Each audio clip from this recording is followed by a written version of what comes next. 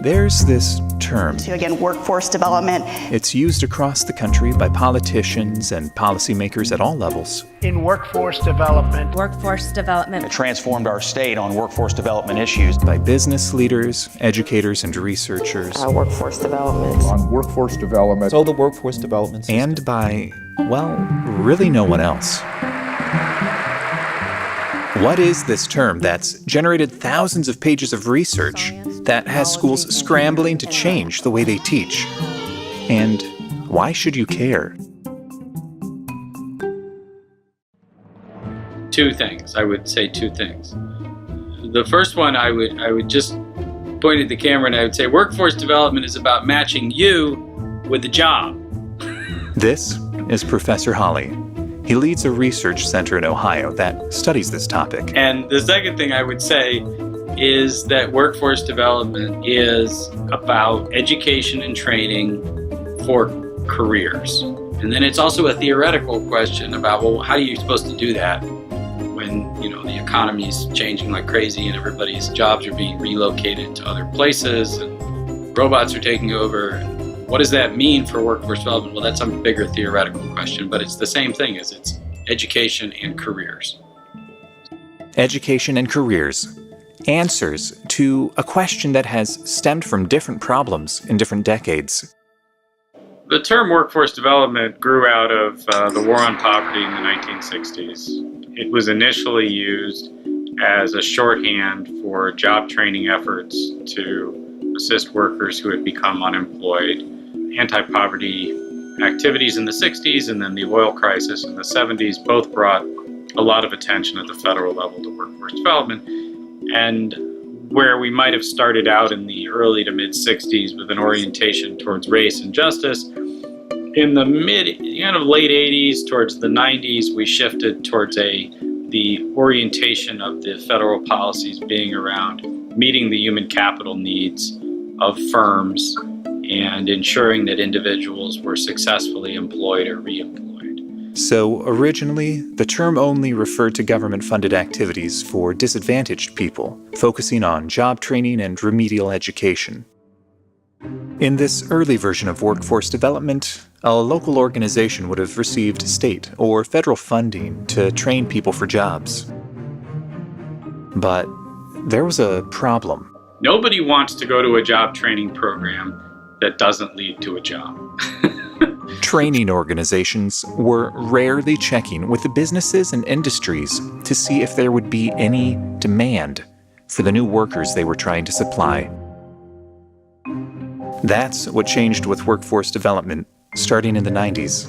The desire for collaboration, an attempt to bridge already existing conversations between business and industry, regional communities, and training organizations. And the change that happened in the 90s was to get these groups having one big conversation about workforce development. But there's another change that happened at the start of the 90s.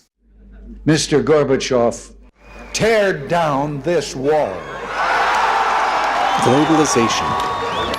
Since the fall of the Berlin Wall, we have become a global economy, which means we live in an age of global competition for talent and for businesses.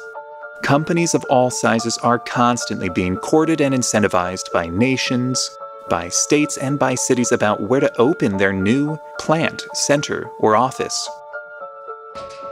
In economic development, they will tell you that the differentiator these days is this global race for talent.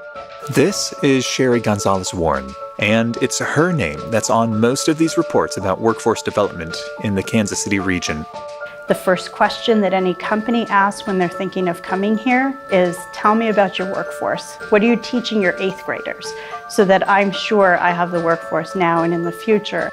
Over the last decade, the big change is that the workforce development conversation has moved beyond, or, well, ahead of remedial education and job training for adults.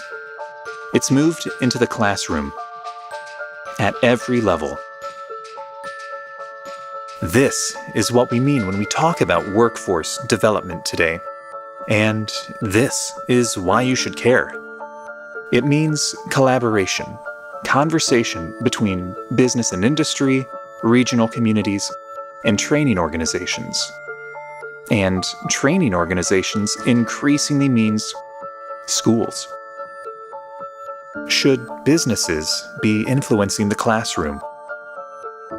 How much is too much? This is the tension of the workforce development conversation in Kansas City and communities around the country. Are our community schools teaching organizations, fostering critical thinking, intellectual exploration, and debate? Or are they training organizations, supplying local businesses the workers they need?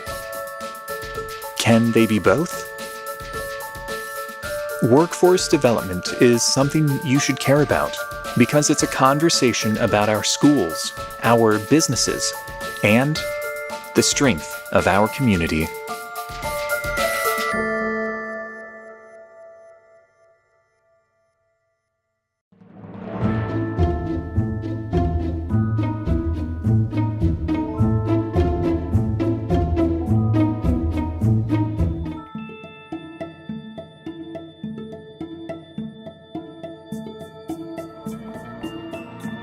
American Graduate Getting to Work is made possible by the Corporation for Public Broadcasting.